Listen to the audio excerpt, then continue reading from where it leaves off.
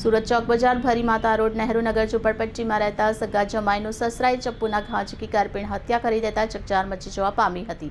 હત્યાની ઘટના પોલીસના ઉચ્ચ અધિકારીઓ સહિત પોલીસ સ્ટાફ દોડી આવ્યો હતો। ચોક બજાર વિસ્તારમાં આવેલ ભરી માતા રોડ નહેરુ નગર ઝુંપડપટ્ટીમાં એક યુવકની હત્યાનો મામલો સામે આવ્યો છે।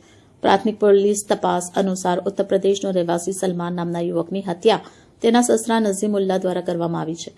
મુખ્યત્વે જાણવા મળ્યું હતું કે આ હત્યામાં પારિવારિક ઝઘડાની શંકા વ્યક્ત કરવામાં આવી છે।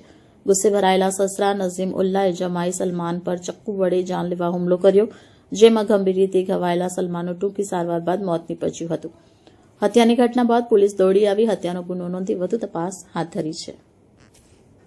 ગઈકાલે ચોક બજાર પોલીસ સ્ટેશન વિસ્તારમાં આવેલ નહેરુનગર ઝુંપડપટ્ટી છે, તેમાં સસરાએ પોતાના સગા જમાઈને ચપ્પુના ઘા વડે મારી દીધું। કારણ જાણવા એવું મળ્યું કે જે જમાઈ છે એની વાઈફ જોડે અવારનવાર ઝઘડો કરતો હતો અને કૌટુંબિક કારણ હતું, તેના લીધે સસરાએ ઉશ્કેરાઈને જઈને જમાઈને ચપ્પુથી મારી દીધું છે અને માર્યા પછી તે ફરાર થઈ ગયેલો છે। તે પછી ચોક બજાર પોલીસની અલગ અલગ ટીમો બનાવવામાં આવેલી છે અને મોડી રાત્રે પોલીસની ટીમ સસરાની ધરપકડ કરી છે।